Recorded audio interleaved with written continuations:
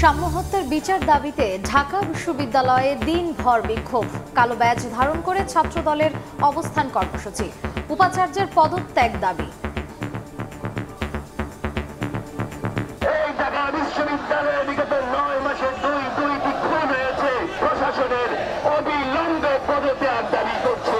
Social মিডিয়ায় একটি গুপ্ত সংগঠন রয়েছে, সংঘবদ্ধভাবে এর বিরুদ্ধে অপপ্রচার চালাচ্ছে। সাম্যের হত্যাকাণ্ডের সাথে যারা জড়িত তাদেরকে সবাইকে গ্রেপ্তার করে আইনের আওতায় নিয়ে আসার অনুরোধ জানাচ্ছি। জবি শিক্ষার্থী হত্যার পেছনে রাজনৈতিক কারণ দেখছেন বিএনপি নেতা রিজভী। ক্যাম্পাস হবে শান্তি, ক্যাম্পাসে এইখানে থাকবে শান্তির পতাকা, সেইখানে কেন রক্তপাত? নিশ্চয়ই এর পেছনে কোনো রাজনৈতিক কারণ আছে।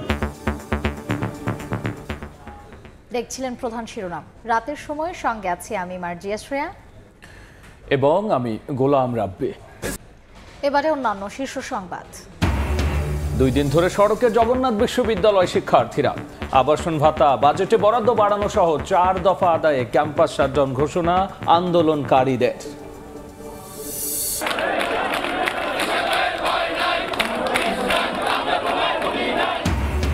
ইশরাককে মেয়রের শপথ পড়ানোর দাবিতে গণ অবস্থান, কর্মীরা নগর ভবনে ঢুকতে না পারায় কার্যক্রম ব্যাহত, দ্রুত দায়িত্ব বুঝিয়ে না দিলে ঢাকা অচলের হুঁশিয়ারি। তদবির বাণিজ্য সহ নানা অভিযোগ, 2 উপদেষ্টার সাবেক 3 ব্যক্তিগত কর্মকর্তা ও এনসিপির অব্যাহতিপ্রাপ্ত নেতা তানভীরকে গ্রেফতার দাবিতে বিক্ষোভ, তলব করেছে দুদক। 2 যুগেরও বেশি সময় পর মুক্তি পেলেন সাবেক 27 বিডিআর সদস্য। কাশিমপুরে কেন্দ্রীয় কারা ফটকে বরণ করলেন স্বজনরা, প্রিয়জনদের কাছে পেয়ে আবেগ আপ্লুত জওয়ানরা। এবং ঢাকার 2 সিটিতে বসছে 19টি পশুর হাট, পুরো দমে চলছে প্রস্তুতি। ঈদের আগের 3 দিন সহ 5 দিন চলবে বেচাকেনা, নিয়মের ব্যত্যয় হলে নেওয়া হবে কঠোর ব্যবস্থা।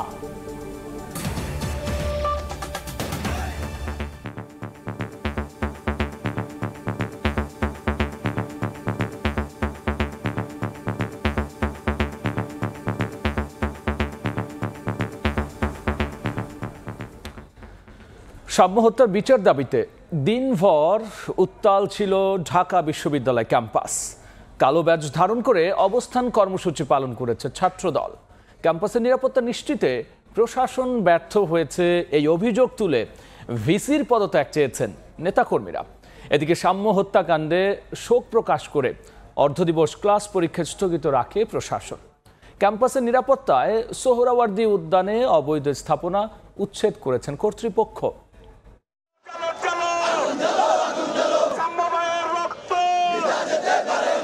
ঢাকা বিশ্ববিদ্যালয়ের শিক্ষার্থী ও ছাত্রদল নেতা শাহরিয়ার আলম সাম্য হত্যার বিচার দাবিতে স্লোগানে উত্তাল ঢাকা বিশ্ববিদ্যালয় ক্যাম্পাস।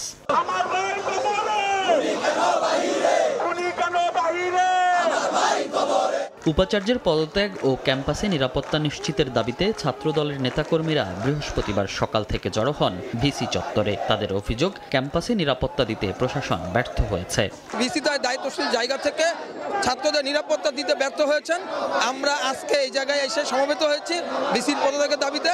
আমরা চাই প্রশাসনের কাছে সঠিক তদন্তের মাধ্যমে যারা আমাদের ভাইকে হত্যা করেছে তাদেরকে অবিলম্বে ধরে আদালতে সোপর্দ করতে হবে। কর্মসূচিতে যোগ দিয়ে ছাত্রদল নেতারা বলেন, বারবার জানানোর পরও সোহরাওয়ার্দী উদ্যান ও ক্যাম্পাস নিরাপদ করতে কোনো কার্যকরী পদক্ষেপ নেয়নি বিশ্ববিদ্যালয় প্রশাসন। এই ঢাকা বিশ্ববিদ্যালয় অনিরাপদ অবস্থায় পরিণত হয়েছে। এই ঢাকা বিশ্ববিদ্যালয়ে বিগত 9 মাসে দুইটি খুন হয়েছে। আমরা সেই প্রশাসনের অবিলম্বে পদত্যাগ দাবি করছি। আগামীতে কখনো যেন একজন শিক্ষার্থী আর এই ধরনের অনাকাঙ্ক্ষিত কোনো ঘটনার শিকার না হয়, সে বিষয়ে দৃষ্টান্তমূলক পদক্ষেপ গ্রহণ করার জন্য অনুরোধ জানাচ্ছি। সাম্য হত্যার বিচারের দাবিতে যেভাবে আমরা রাজপথে থাকবো, যেভাবে নিরাপদ ক্যাম্পাসের দাবিতে আমরা রাজপথে থাকবো, ঠিক একইভাবে সারা বাংলাদেশে এই ছাত্রলীগের বিচারের দাবিতে আবারও মার্চ ফর জাস্টিস কর্মসূচি পালন করবো আমরা। এদিন শাহরিয়ার আলম সাম্য হত্যাকাণ্ডে শোক প্রকাশ করে অর্থদিবস ক্লাস পরীক্ষা স্থগিত রাখে বিশ্ববিদ্যালয় প্রশাসন।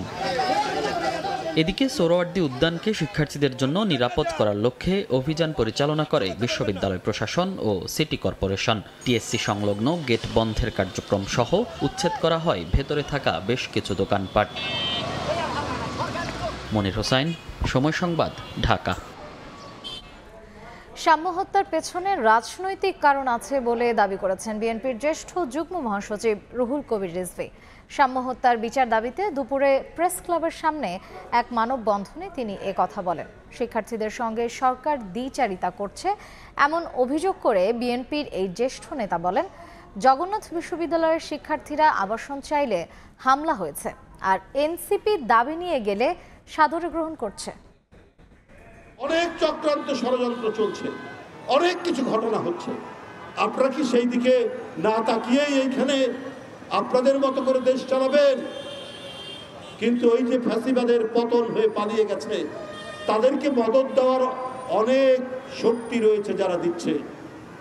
সুতরাং ডানে বামে সব দিকে তাকিয়ে যথাযথভাবে দেশ শাসন করুন, না হলে কেউ রক্ষা পাবেন না।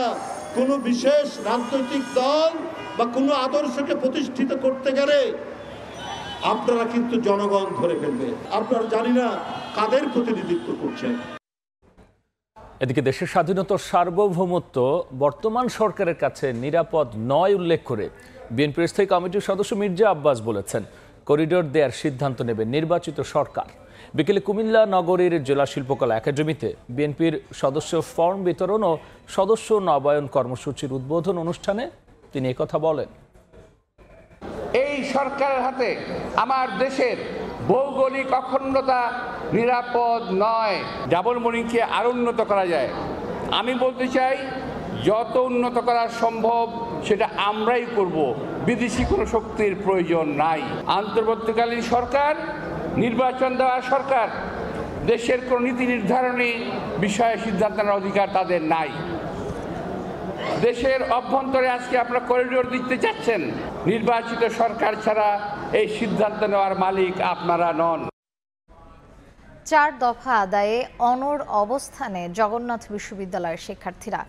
আবাসন ভাতা, বাজেটে বরাদ্দ বৃদ্ধি, সব প্রকল্পে অগ্রাধিকার ও বুধবারের হামলার বিচার দাবিতে রাজধানীর কাকরাইলে অবস্থান কর্মসূচি পালন করছেন তারা। দাবি পূরণ না হওয়া পর্যন্ত ক্যাম্পাস শাটডাউনের ঘোষণা দিয়েছেন আন্দোলনকারীরা।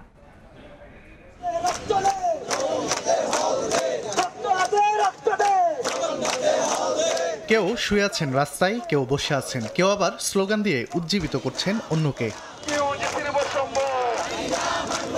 আবাসন ভাতা, পূর্ণাঙ্গ বাজেট অনুমোদন সহ 4 দফা দাবিতে বৃহস্পতিবার দ্বিতীয় দিনের মতো রাজধানীর কাকরাইলে অবস্থান কর্মসূচি পালন করছেন জগন্নাথ বিশ্ববিদ্যালয়ের শিক্ষক শিক্ষার্থীরা। শুধু প্রতিশ্রুতি নয়, দাবি পূরণ না হওয়া পর্যন্ত ক্যাম্পাসে ফিরে যাবেন না বলে হুঁশিয়ারি দেন আন্দোলনকারীরা। আমাদের কোনো হল নেই, একটা যে হল আছে তাও মেয়েদের, তাও ব্যবস্থা খুব একটা ভালো না। আমাদের দাবিগুলো একদম যৌক্তিক। দেশের প্রত্যেকটা মানুষ আমাদের দাবিগুলোকে জানতেছে এবং তারা সবাই আমাদের দাবির পক্ষে। জগন্নাথ বিশ্ববিদ্যালয় শিক্ষক সমিতি কমপ্লিট শাটডাউন দিয়েছে। এদিকে গতকাল রাতে সরকারের ঊর্ধ্বতনদের সঙ্গে বৈঠকে ইতিবাচক সাড়া না পাওয়ার কথা জানান বিশ্ববিদ্যালয়ের শিক্ষক সমিতির সাধারণ সম্পাদক। কালকে সকাল থেকে সারা রাত্রি অবধি এখানে শিক্ষার্থীরা রাস্তা অবরোধ করে বসে থাকলো। সরকারের পক্ষ থেকে মিনিমাম যে দায়িত্ব সেটুকুও কিন্তু পালন করা হয়নি। বুধবার সকালে দাবি নিয়ে প্রধান উপদেষ্টার বাসভবন যমুনা অভিমুখে লং মার্চ করেন জগন্নাথ বিশ্ববিদ্যালয়ের শিক্ষার্থীরা। এক পর্যায়ে কাকরাইল মোড়ে তাদের আটকে দেয় পুলিশ। সেখানেই অবস্থান নিয়ে দিনভর আন্দোলন করেন ছাত্র শিক্ষকরা। তানভীর হাসান মেঘ, সময় সংবাদ, ঢাকা। এই মুহূর্তে কাকরাইলে আছেন সহকর্মী মাহাদি ইসলাম ধ্রুব। সরাসরি যাচ্ছি তার কাছে। দ্বিতীয় দিনের মতো রাজপথে জগন্নাথ বিশ্ববিদ্যালয়ের শিক্ষার্থীরা 3 দফা দাবি আজ 4 দফায় পরিণত হয়েছে এবং এই দাবি আদায় না হওয়া পর্যন্ত রাজপথে থাকার হুঁশিয়ারি জগন্নাথ বিশ্ববিদ্যালয়ের শিক্ষার্থীদের। এরই মধ্যে জগন্নাথ বিশ্ববিদ্যালয়ের শিক্ষার্থীদের পক্ষ থেকে একটি প্রতিনিধি দল, অর্থাৎ জগন্নাথ বিশ্ববিদ্যালয়ের যিনি ভিসি রয়েছেন রেজাউল ইসলাম, তিনি এরই মধ্যে শিক্ষা উপদেষ্টার সঙ্গে বৈঠক করেছেন এবং সেই বৈঠক পরবর্তী আপডেট এরই মধ্যে আমরা জানতে না পারলেও তবে আমরা জেনেছি যে তিনি শিক্ষা উপদেষ্টার সঙ্গে ছাড়াও আরও বেশ কিছু জায়গায় গিয়েছেন এই জগন্নাথের সাম্প্রতিক আবাসন সংকট সহ বেশ কিছু ইস্যুতে কথা বলার জন্য। এই মুহূর্তে এই কাকরাইলের দৃশ্য যদি আমি বলি যে আজকে সকাল থেকে কিন্তু শিক্ষার্থীরা আন্দোলন করছে। গতকালকে থেকে শুরু হওয়া আন্দোলন আজও চলছে এবং আজকে বৃষ্টি উপেক্ষা করে তারা যে আন্দোলন চলমান রেখেছে সে আন্দোলনে আমি একটু বিষয় জানিয়ে রাখতে চাই যে গতকালকে আন্দোলন আমরা দেখেছি যে সরকারের পক্ষ থেকে তথ্য উপদেষ্টা মাহফুজ আলম এসেছিলেন, কিন্তু আজকে সারাদিন শিক্ষার্থীদের এই আন্দোলনে সরকারের পক্ষ থেকে কোনো প্রতিনিধি দল কিন্তু আসেনি এবং এই শিক্ষার্থীরাও যেটি বলছে তাদের দাবি না আদায় হওয়া পর্যন্ত তারা এই রাজপথ কখনোই ছেড়ে যাবে না এবং শিক্ষার্থীদের সঙ্গে একাত্মতা প্রকাশ করেছে বিশ্ববিদ্যালয় প্রশাসন এবং এরই মধ্যে বিশ্ববিদ্যালয় প্রশাসন কিন্তু বিশ্ববিদ্যালয়কে শাটডাউন ঘোষণা করে দিয়েছে, অর্থাৎ তাদের দাবি আদায় না হওয়া পর্যন্ত বিশ্ববিদ্যালয়ের কোনো কার্যক্রম আর চলমান থাকবে না এবং বিশ্ববিদ্যালয় জগন্নাথ বিশ্ববিদ্যালয়ের এই দাবির সঙ্গে কিন্তু বিশ্ববিদ্যালয়ের সকল প্রগতিশীল সাংস্কৃতিক রাজনৈতিক সকল দল মত নির্বিশেষে এক হয়ে তারা এই রাজপথে সরব হয়েছেন এবং যতক্ষণ পর্যন্ত তাদের এই দাবি না আদায় হবে ততক্ষণ পর্যন্ত তারা এই সড়কে অবস্থান নেবেন। এই সড়কটি যদি আমি বলি এই কাকরাইল মসজিদের ঠিক সামনে এবং বিচারপতির বাসভবনের ঠিক পাশের এই সড়কটি তারা চারপাশ দিয়ে বিশ্ববিদ্যালয়ের বাস দিয়ে অবরুদ্ধ করে তারা এখানে স্লোগানে মুখরিত করেছে পুরো এলাকা এবং তারা আজকে 3 দফা দাবি যে 4 দফা দাবিতে আজকে পরিণত হয়েছে সেই চতুর্থ দাবিটি একটু জানিয়ে রাখতে চাই। সেটি হচ্ছে গতকাল মার্চ টু যমুনা কর্মসূচিতে যে পুলিশে হামলা হয়েছে সেই হামলার নেপথ্যে যারা জড়িত, যারা এই হামলার সঙ্গে জড়িত তাদেরকে চিহ্নিত করে বিচারের আওতায় আনার দাবি তারা জানিয়েছে। তো এই ছিল কাকরাইল থেকে আমার কাছে থাকা সবশেষ। সরাসরি ছিলাম কাকরাইলে। ইশরাক হোসেনকে দক্ষিণ সিটির মেয়রের দায়িত্ব বুঝিয়ে দেওয়ার দাবিতে আজও গণ অবস্থান কর্মসূচি পালন হয়েছে। কর্মকর্তা কর্মচারীরা কার্যালয়ে ঢুকতে না পারায় বন্ধ হয়ে যায় নিয়মিত কার্যক্রম। দ্রুত শপথ গ্রহণের আয়োজন না করলে ঢাকা শহর অচল করে দেওয়ার হুঁশিয়ারি বিক্ষোভকারীদের।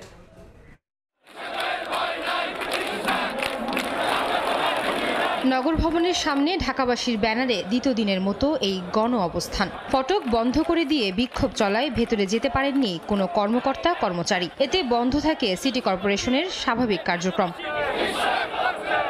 নির্বাচনী ট্রাইব্যুনালের রায়ের পরেও ইশরাক হোসেনকে কেন দায়িত্ব বুঝিয়ে দেওয়া হচ্ছে না তা নিয়ে প্রশ্ন তোলেন বিক্ষোভকারীরা। এই সরকার নিরপেক্ষ সরকার, কিন্তু তার কার্যক্রমে যেটা প্রতিমান হচ্ছে সেটা হলো যে নিরপেক্ষতা তার হারাচ্ছে। আমরা কঠোর থেকে কঠোর কর্মসূচি দেব, সেই কর্মসূচির মাধ্যমে হয়তো ঢাকা সহ সারা বাংলাদেশ অচল হয়ে যেতে পারে।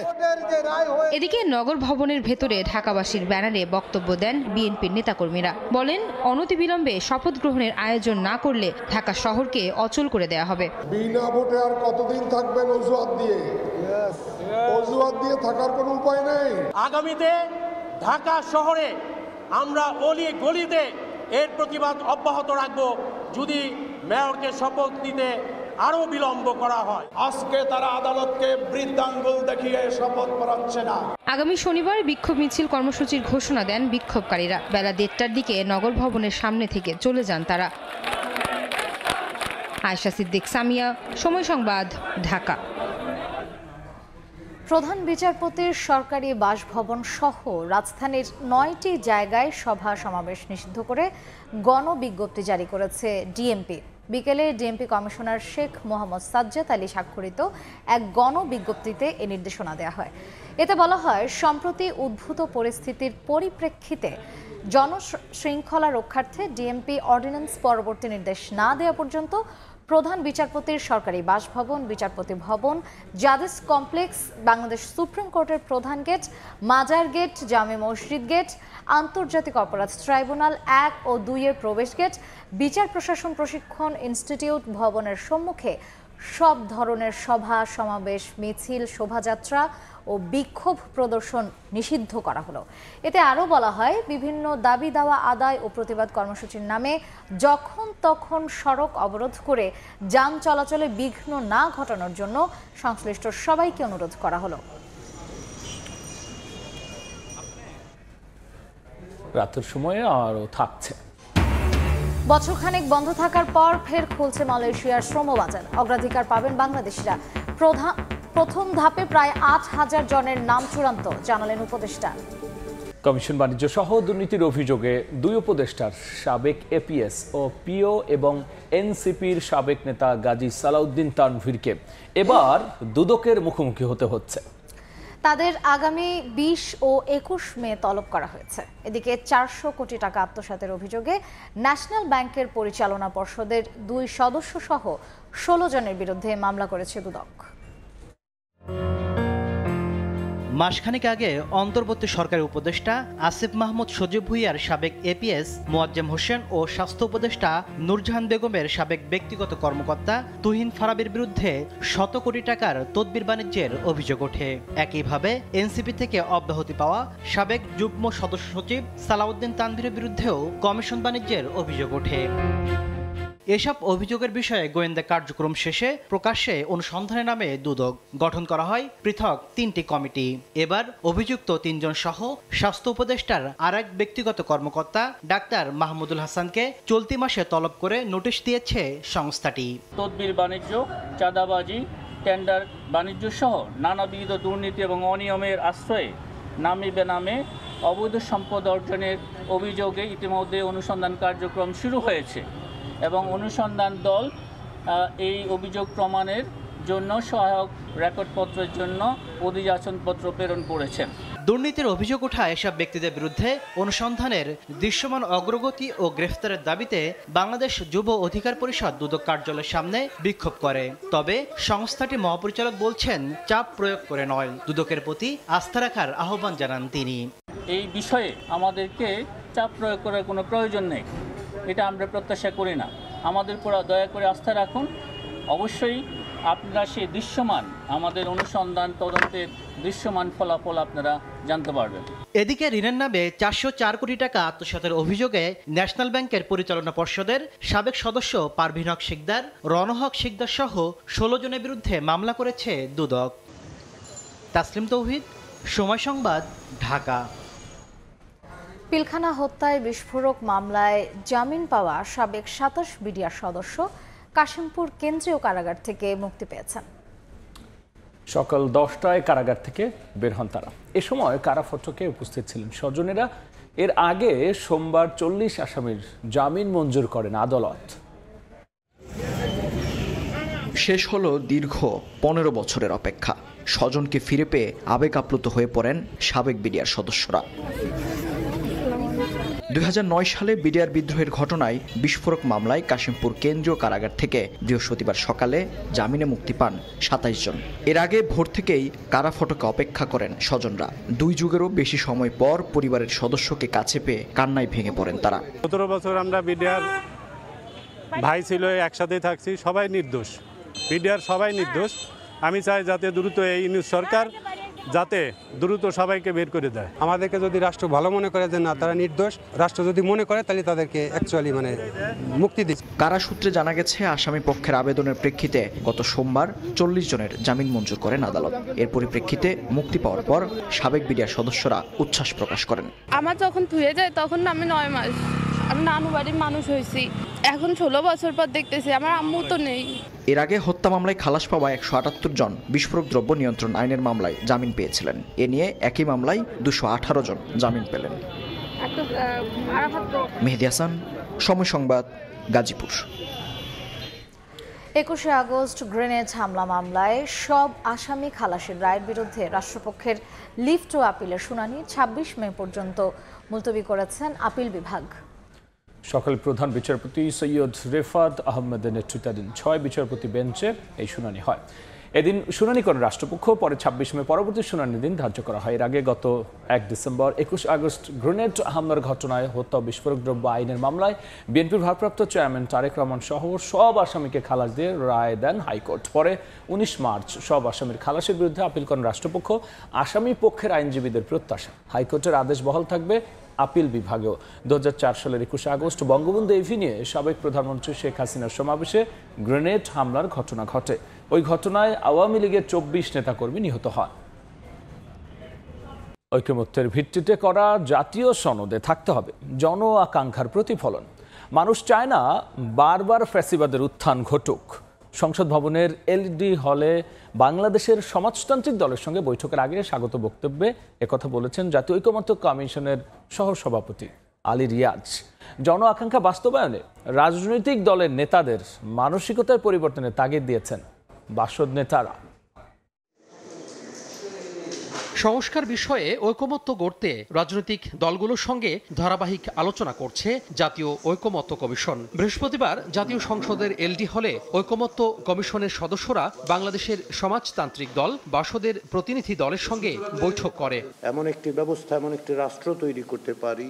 স্বাগত বক্তব্যে কমিশনের সহসভাপতি আলী রিয়াজ বলেন, জুলাই গণঅভ্যুত্থানে মানুষের ক্ষোভ ও প্রত্যাশা দুই প্রকাশ পেয়েছে। মানুষের আকাঙ্ক্ষা বাস্তবায়নে জাতীয় সনদ তৈরি করতে হবে। বাংলাদেশের মানুষ চান যেন বারবার বাংলাদেশে এরকম ফ্যাসিবাদের উত্থান না ঘটে, যেন আমরা এমন একটি ব্যবস্থা, এমন একটি রাষ্ট্র তৈরি করতে পারি যে রাষ্ট্রে সকলের সমান অধিকার থাকবে, নাগরিকের অধিকার সুনিশ্চিত হবে।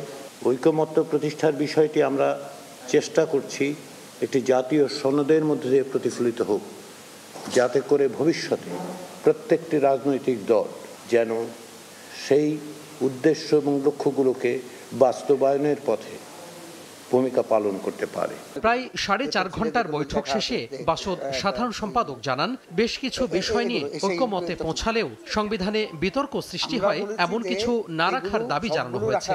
বিতর্কিত বিষয়গুলো রাখার দরকার নেই। ইভেন 72 যে কনস্টিটিউশন, 72 সনের মূল সংবিধান, সেখানে কিন্তু এগুলো ছিল না। এটা কিন্তু পঞ্চদশ সংশোধনের মধ্য দিয়ে যুক্ত হয়েছে। প্রধানমন্ত্রী, মন্ত্রী, এমপি, উপজেলা চেয়ারম্যান, মেয়র, জেলা পরিষদের চেয়ারম্যান ইত্যাদি সমস্ত জিনিস 2 টার্মের বেশি কাউকেই নির্বাচন করতে দেওয়া হয়েছে। আমাদের দলের পক্ষ থেকে আমরা সেটাই প্রস্তাব করছি। মৌলিক সংস্কারের যেসব জায়গায় বিরোধ আছে তা আলোচনার মাধ্যমে নিরসনের কথাও বলেন বাসদ নেতারা। জাতীয় সনদ বলেন, ন্যাশনাল কনসেনসাস বলেন। তোহা খান তামিম, সময় সংবাদ, ঢাকা। যদিও আমাদের দেশের গণমাধ্যম গত 9 মাসে অভূতপূর্ব স্বাধীনতা ভোগ করেছে বলে জানিয়েছেন প্রধান উপদেষ্টার প্রেস সচিব শফিকুল আলম। বলেছেন, এ সময় তথ্য মন্ত্রণালয় গণমাধ্যমে কোনো বাধা দেয়নি। দুপুরে জাতীয় প্রেস ক্লাবে গণ অভ্যুত্থান পরবর্তী গণমাধ্যমের হালচাল শীর্ষক সেমিনারে শফিকুল আলম বলেন, সরকার চায় স্বাধীন মত প্রকাশের জন্য গণমাধ্যম প্রাতিষ্ঠানিক রূপ পাক। 266 জন সাংবাদিকের বিরুদ্ধে হত্যা মামলার প্রসঙ্গে প্রেস সচিব বলেন, নিরপরাধ কাউকে হয়রানি করা হবে না। গণমাধ্যমের মালিকরা নিজেদের রক্ষায় কর্মী ছাঁটাই করেছে বলেও মন্তব্য করেন প্রেস সচিব। শিগগিরই প্রকৃত সাংবাদিকদের অ্যাক্রিডিটেশন কার্ড দেওয়া হবে বলেও জানান তিনি। যারা গিয়েছে তাদেরকে আপনি কেন বলছেন বিরোধী হলে হচ্ছে না? বাংলাদেশের মিডিয়া গত 9 মাসে আনপ্রেসিডেন্টেড ফ্রিডম উপভোগ করছেন, অথচ ওই সময় একদিনের নোটিশে আমার দেশ বন্ধ করে দেওয়া হয়েছে, দিগন্ত টিভি বন্ধ করে দেওয়া হয়েছে, ইসলামী টিভি বন্ধ করে দেওয়া হয়েছে। আমরা এই গভর্নমেন্ট কোনো নিউজ আউটলেট বন্ধ করেনি। আমাদেরকে নিয়ে যত কঠিন জার্নালিজম আছে করেন, আমরা মাইন্ড করি না। আমরা চাই দেশে মিডিয়া ফ্রিডমটা ইনস্টিটিউশনালাইজ হোক, সবাই কথা বলার রাইটটা পাক।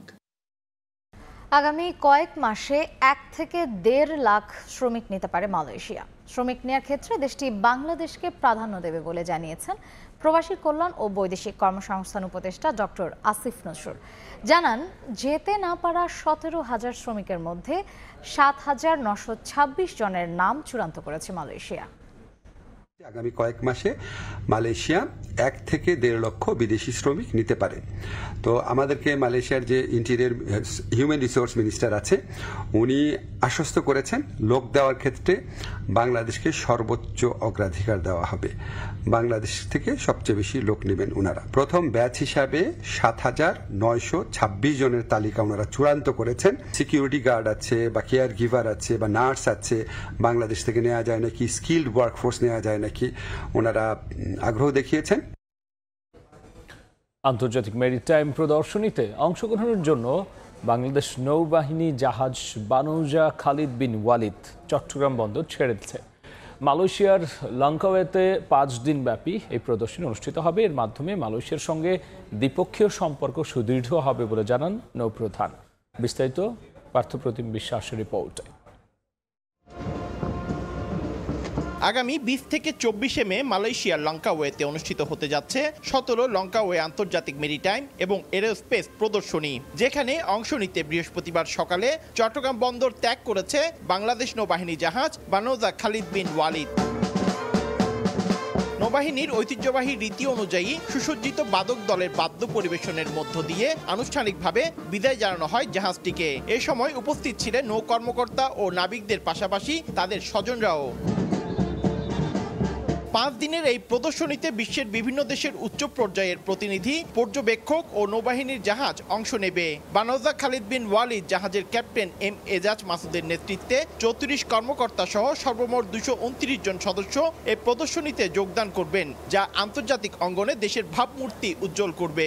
এ সফরের মাধ্যমে বাংলাদেশ সহ অংশগ্রহণকারী বিভিন্ন দেশের মধ্যকার বন্ধুত্বপূর্ণ এবং আঞ্চলিক নৌ নিরাপত্তা বিষয়ক কূটনৈতিক সম্পর্ক স্থাপন ও মালয়েশিয়ার সঙ্গে দ্বিপক্ষীয় সম্পর্ক জোরদার হবে বলে জানান নৌবাহিনীর প্রধান। লিমা 2025 অংশগ্রহণ শুধুমাত্র বহুপক্ষীয় এক্সারসাইজ নয়, এটি স্বাগতিক মালয়েশিয়ার সাথে আমাদের দ্বিপক্ষীয় সম্পর্ককেও সুদৃঢ় করবে বলে আমি বিশ্বাস করি। আন্তর্জাতিক মেরিটাইম প্রদর্শনী শেষে বানৌজা খালিদ বিন ওয়ালিদ জাহাজটি আগামী 29 মে চট্টগ্রাম নৌঘাটিতে ফিরবে। পার্থপ্রতিম বিশ্বাস, সময় সংবাদ, চট্টগ্রাম। ইন্টারনেটের দাম না কমালে সরকার মোবাইল অপারেটরদের সুবিধা প্রত্যাহার করবে বলে হুঁশিয়ারি দিয়েছেন প্রধান উপদেষ্টার বিশেষ সহকারী ফয়েজ আহমদ তৈয়ব। নানা সুযোগ সুবিধা নিয়েও অপারেটররা ইন্টারনেটের দাম কমাচ্ছে না বলে অভিযোগ করেন তিনি। দেশের 13 কোটি ইন্টারনেট গ্রাহকের কথা মাথায় রেখে আন্তর্জাতিক গেটওয়ে স্তরে ব্যান্ডউইথের দাম 10% এবং ব্যান্ডউইথ সঞ্চালনে খরচ কমানো হয়েছে 15%। এর বাইরেও মোবাইল অপারেটরদের নেটওয়ার্ক পর্যবেক্ষণকারী যন্ত্র আমদানিতে নিষেধাজ্ঞা তুলে নেওয়া হয়েছে। ক্যাপাসিটি ভিত্তিক ব্যান্ডউইথ ট্রান্সমিশনের পরিবর্তে ডার্ক ফাইবার ভাড়া নেওয়ার সুযোগও দেওয়া হয়েছে। এসব সুবিধা নিয়েও সরকারের অনুরোধে ইন্টারনেটের দাম কমায়নি মোবাইল অপারেটররা। বিষয়টি নিয়ে বৃহস্পতিবার বিটিআরসিতে সংবাদ সম্মেলনে ক্ষোভ প্রকাশ করেন প্রধান উপদেষ্টার বিশেষ সহকারী। যদি তারা আমাদেরকে ওখানে কোঅপারেট না করেন তাহলে তাদের সাথে আমাদের যে দ্বিপাক্ষিক যে নেগোসিয়েশনগুলো আছে সেই নেগোসিয়েশনগুলো আমরা আলোচনার টেবিলে আনবো। এ সময় বাংলাদেশে স্যাটেলাইট ইন্টারনেট সেবা দিতে স্টারলিংকের পর আরও কয়েকটি প্রতিষ্ঠানের সঙ্গে আলোচনা চলছে বলে জানান বিশেষ সহকারী। সংবাদ সম্মেলনে বিটিআরসির চেয়ারম্যান জানান, গেল বুধবার সারা দেশে গ্রামীণ ফোনের নেটওয়ার্ক ব্ল্যাকআউটের বিষয়ে ব্যাখ্যা চাওয়া হয়েছে। প্রায় 40 মিনিটের মতো এরকম হয়েছে এবং সেটা সামাল দেওয়া হয়েছে। আমরা অফিসিয়ালি তাদেরকে মেইল করেছি, তাদের কাছে এক্সপ্লেনেশন জানতে চেয়েছি। ওনারা একটা টেকনিক্যাল ইনকোয়ারি করছেন, ওনারা যখন আমাদেরকে জানাবেন তখন আমরা আপনাদেরকে জানাতে পারবো। টেলিটককে বাঁচাতে দেশি বিদেশি ভিডিও গানার চেষ্টা চলছে বলেও জানান প্রধান উপদেষ্টার বিশেষ সহকারী। ট্রান্সফরমেশনের সুফলগুলো পৌঁছে দিতে হবে। শুভ খান, সময় সংবাদ, ঢাকা। এনবিআর আলাদা করতে সরকারের জারি করা অধ্যাদেশ বাতিলের দাবিতে শনিবারও কলম বিরতি কর্মসূচি পালন করবে রাজস্ব বোর্ডের কর্মকর্তা কর্মচারীরা। ঢাকা ছাড়াও আঞ্চলিক দপ্তরগুলোতেও এই কর্মসূচি পালন করা হবে। বিকেলে রাজধানীর আগারগাঁওয়ে আয়োজিত সংবাদ সম্মেলনে একথা জানিয়েছেন এনবিআর সংস্কার ঐক্য পরিষদ। এদিকে কর্মসূচির জেরে বেনাপোল বন্দরে 2 দিনে প্রায় 20 কোটি টাকা রাজস্ব হারিয়েছে সরকার। কলম বিরতি কার্যক্রমের অংশ হিসেবে বৃহস্পতিবার সকাল 10টা থেকে বিকেল 3টা পর্যন্ত বন্ধ ছিল আগারগাঁওয়ের রাজস্ব বোর্ডের দাপ্তরিক কর্মকাণ্ড। এনবিআরকে আলাদা করে জারি করা অধ্যাদেশ বাতিলের প্রতিবাদে ঢাকার বাইরে আঞ্চলিক কার্যালয়গুলোতেও এই কর্মসূচি পালন করা হয়। জাতীয় রাজস্ব বোর্ডের মতো দেশের যে বিকেলে রাজস্ব বোর্ড ভবনে আয়োজিত সংবাদ সম্মেলনে এনবিআর সংস্কার ঐক্য পরিষদের পক্ষ থেকে জানানো হয়, শনিবারও সকাল 10টা থেকে দুপুর 3টা পর্যন্ত চলবে কলম বিরতি। তবে আগের মতোই আন্তর্জাতিক যাত্রী সেবা, রফতানি, বাজেট প্রণয়ন এই কর্মসূচির আওতার বাইরে থাকবে। গতকালের ধারাবাহিকতায় আজকেও কলম বিরতি কর্মসূচি পালন করা হয়েছে। 17ই মে শনিবার সকাল 10টা থেকে 3টা পর্যন্ত একইভাবে এই কলম বিরতি চলমান থাকবে। এদিকে এদেশের বৃহত্তম স্থলবন্দর বেনাপোলেও কলম বিরতি কর্মসূচি পালন করেছেন রাজস্ব বোর্ডের সদস্যরা। এতে পণ্য খালাস প্রক্রিয়া বন্ধ থাকলেও স্বাভাবিক ছিল আন্তর্জাতিক যাত্রী যাতায়াত। বাণিজ্যিক পরিস্থিতি স্বাভাবিক করার দাবি জানিয়েছেন বন্দরের ব্যবসায়ীরা। পোর্টে যে সমস্ত মালগুলো রয়েছে, পণ্যগুলো রয়েছে, সেগুলো আমরা সঠিক সময় ডেলিভারি দিতে পারছি না। দ্রুত সমাধান করে করুক, এটাই আমরা ব্যবসায়ীরা আশাবাদী। বন্দর সূত্র জানিয়েছে, কলম বিরতি কর্মসূচির প্রভাবে আমদানি পণ্য থেকে 2 দিনে প্রায় 20 কোটি টাকা রাজস্ব হারিয়েছে সরকার।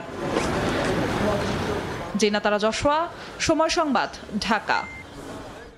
রাতের সময় আরও থাকছে।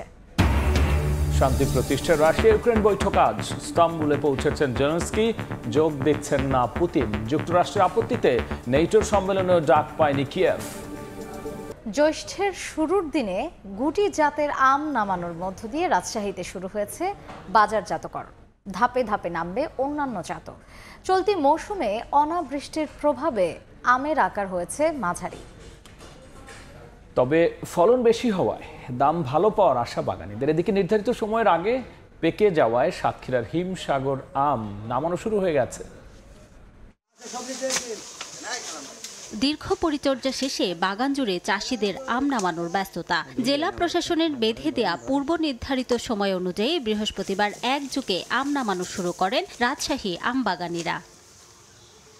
প্রথম ধাপে নামানো হয় গুটি আম। বৃহস্পতিবার থেকে এই আম বাজারজাত করতে পারছেন চাষিরা।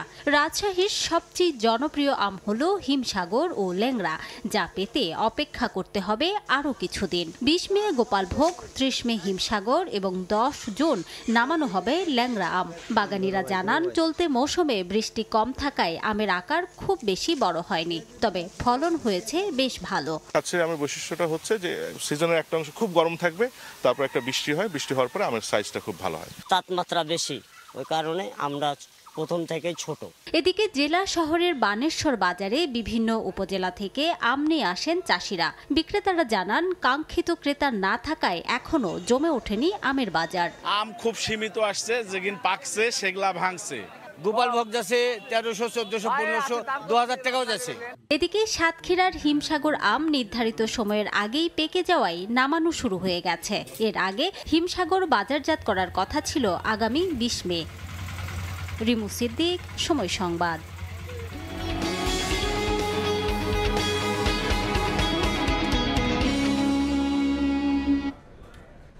রাজধানীতে এবার কোরবানির পশুর হাট বসবে 19টি। এর মধ্যে ঢাকা দক্ষিণ সিটি কর্পোরেশনের 9টি আর উত্তর সিটির 10টি স্থান নির্ধারণ করে দরপত্র আহ্বান করা হয়েছে। ঈদের আগের 3 দিন সহ 5 দিন চলবে পশু বেচাকেনা। থাকবে পর্যাপ্ত নিরাপত্তা ব্যবস্থা। হাট পরিচালনায় নিয়মের ব্যত্যয় ঘটলে ইজারাদারদের বিরুদ্ধে ব্যবস্থা নেওয়া হবে বলে জানিয়েছে নগর কর্তৃপক্ষ। সানবির রূপলের রিপোর্ট। কোরবানির ঈদের বাকি আছে 1 মাসেরও কম। এরই মধ্যে রাজধানীতে পশুর হাট বসানোর প্রস্তুতি নিয়েছে ঢাকার 2 সিটি কর্পোরেশন। হাট ইজারা দিতে আহ্বান করা হয়েছে উন্মুক্ত দরপত্র। আদালতের নিষেধাজ্ঞায় এবার হাটের তালিকা থেকে বাদ পড়েছে আফতাবনগর এবং মেরাদিয়া পশুর হাট। উত্তর শাহজাহানপুর মৈত্রী সংঘ ক্লাবের খালি জায়গা, সাদেক হোসেন খোকা মাঠের খালি জায়গা সহ দক্ষিণ সিটিতে 9টি হাট বসবে। অন্যদিকে গাবতলী স্থায়ী পশুর হাট এবং বসিলা, মিরপুর, খিলক্ষেত, বাড্ডা সহ উত্তর সিটিতে হাট বসবে 10টি। শান্তি শৃঙ্খলা বজায় রেখে যারা পাবেন, পাওয়ার ক্ষেত্রে খুবই নিউট্রাল থাকবে। আমরা তো পলিটিক্যাল পার্টি না। 9টা হাটের বিষয়ে আমাদের ইতিমধ্যে টেন্ডার কার্যক্রম হয়েছে। যেগুলি সরকারি নির্ধারিত মূল্যের পাবো বা তার চেয়ে বেশি হবে, যেগুলি হবে না সেগুলি আমরা সেকেন্ড এবং থার্ড ফেজে যে মূল্যায়ন করার চেষ্টা করব। দ্বিতীয় পর্যায়ের দরপত্রের সময়সীমা বেঁধে দেওয়া হয়েছে 27 মে পর্যন্ত। এরপর সর্বোচ্চ দরদাতাদের চূড়ান্ত করা হবে। নিয়মকানুন মেনে হাট পরিচালনার ক্ষেত্রে কঠোর অবস্থানে থাকবে সিটি কর্পোরেশন। একদম ট্রান্সপারেন্ট ওয়েতে এগুলো হবে, বিডিং হবে। যারা পাবেন তাদের উপরে আমরা কড়াকড়ি নির্দেশনা দিয়ে রাখছি যে ময়লা যেন না করে, রাস্তায় যেন এগুলো না ফেলে। এগুলো যিনি সিলেক্টেড হবেন তারা এইগুলো মেনটেন করে এই হাটগুলো মেনটেন করবেন এবং কোনো অবৈধ হাট আমরা হইতে দিব না। প্রাথমিক পর্যায়ে যে টেন্ডারটা ফ্লোট করেছিলাম, সেখানে যে সাবমিশন হয়েছে, সেখানে এখন পর্যন্ত আমাদের কাছে কোনো রাজনৈতিক কোনো প্রভাব আমরা অনুভব করি নাই। নির্ধারিত স্থানে হাট পরিচালনা ছাড়াও বর্জ্য ব্যবস্থাপনায় জোর তদারকি করবে নগর কর্তৃপক্ষ। সানবির রূপল, সময় সংবাদ। আন্তর্জাতিক পরিবার দিবস আজ। একসময়ের একান্নবর্তী পরিবার কাঠামো ভাঙতে ভাঙতে এখন একক কিংবা ডিজিটাল ফ্যামিলিতে পরিণত হয়েছে, যেখানে প্রযুক্তির সহায়তায় যোগাযোগ রক্ষার মাধ্যমে বন্ধন ধরে রাখার চেষ্টা করছেন সদস্যরা। সমাজ বিশ্লেষক বলছেন, আধুনিক জীবনে পরিবারের সঙ্গে খাপ খাইয়ে নেওয়াতে বর্তমান প্রজন্মের মাঝে উদ্বেগ উৎকণ্ঠাই বেশি দেখা যাচ্ছে। রনক নিয়ন্তার প্রতিবেদন, ক্যামেরায় ছিলেন ওমর ফারুক।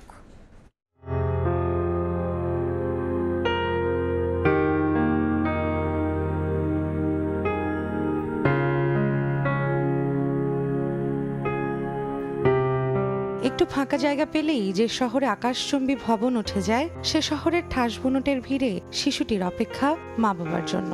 হ্যালো বাবা, তুমি কোথায়? তুমি কখন আসবে? জীবিকার তাগিদে যারা ব্যস্ত কর্মক্ষেত্রে সন্তানের দেখাশোনার জন্য অনেকটা বাধ্য হয়েই শরণাপন্ন হচ্ছেন গৃহকর্মী। আবার কিছু পরিবারে দায়িত্বটা বর্তাচ্ছে নানি দাদিদের কাঁধে। সামর্থ্যের সবটুকু নিংড়ে দিয়ে মানুষ করছেন ছেলেমেয়ের সন্তান।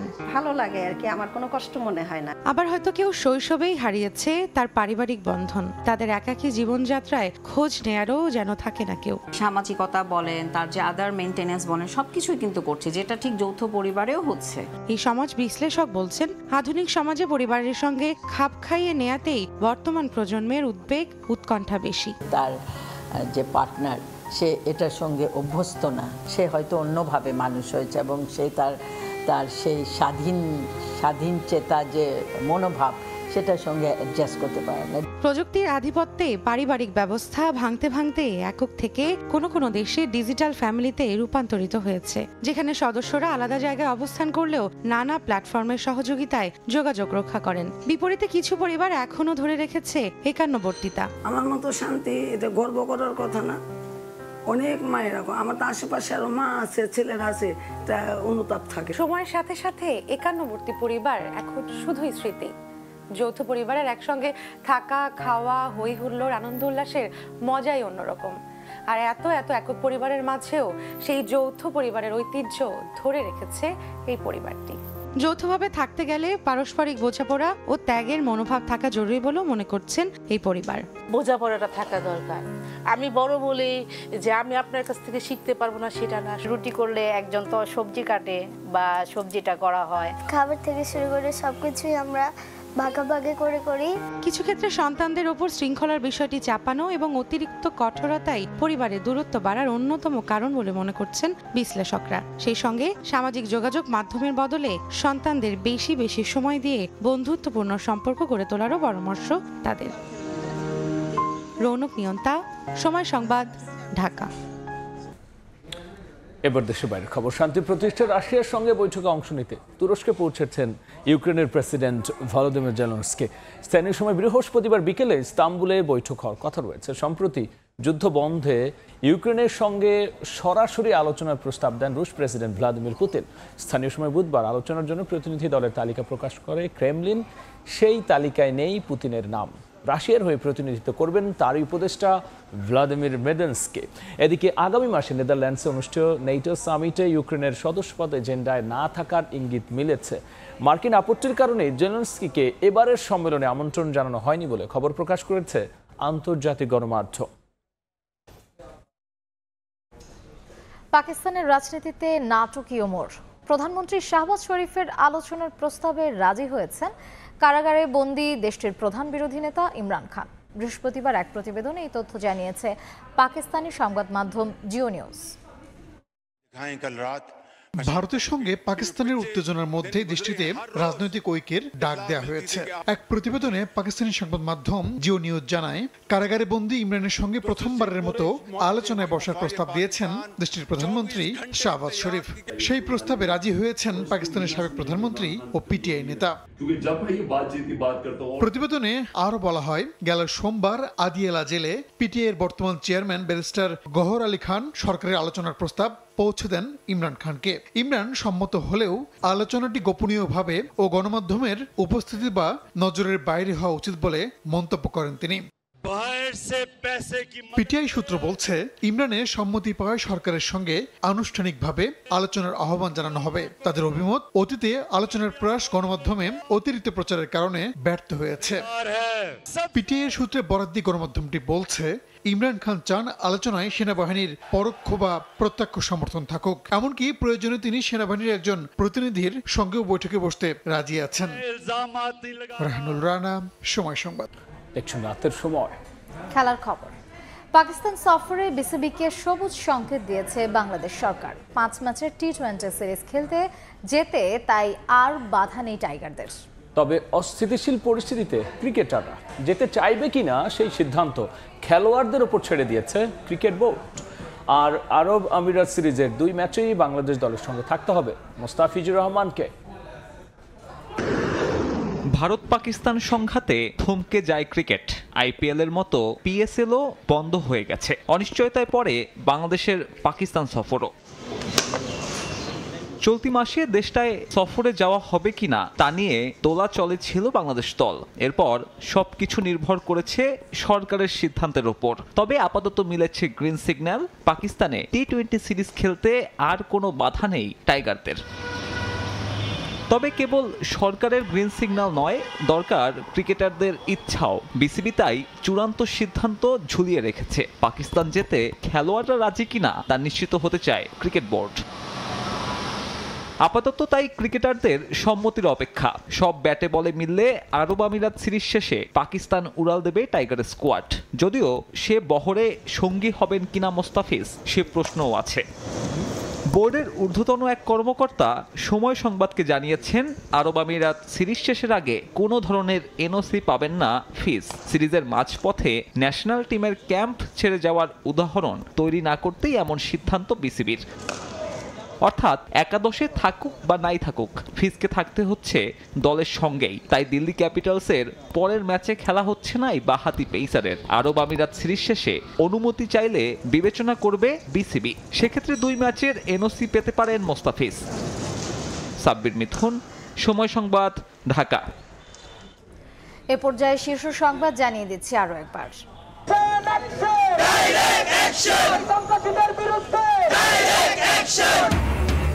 সাম্য হত্যার বিচার দাবিতে ঢাকা বিশ্ববিদ্যালয়ে দিনভর বিক্ষোভ। ছাত্রদলের অবস্থান কর্মসূচি, ভিসির পদত্যাগ দাবি। খুনের পেছনে রাজনৈতিক কারণ দেখছেন রিজভি। 2 দিন ধরে সড়কে জগন্নাথ বিশ্ববিদ্যালয়ের শিক্ষার্থীরা। আবাসন ভাতা, বাজেটে বরাদ্দ বাড়ানো সহ 4 দফা আদায়ে ক্যাম্পাস শাটডাউন ঘোষণা আন্দোলনকারীদের। এবং তদবির বাণিজ্য সহ নানা অভিযোগ। 2 উপদেষ্টা, সাবেক 3 ব্যক্তিগত কর্মকর্তা ও এনসিপির অব্যাহতিপ্রাপ্ত নেতা তানভীরকে গ্রেফতার দাবিতে বিক্ষোভ। তলব করেছে দুদক।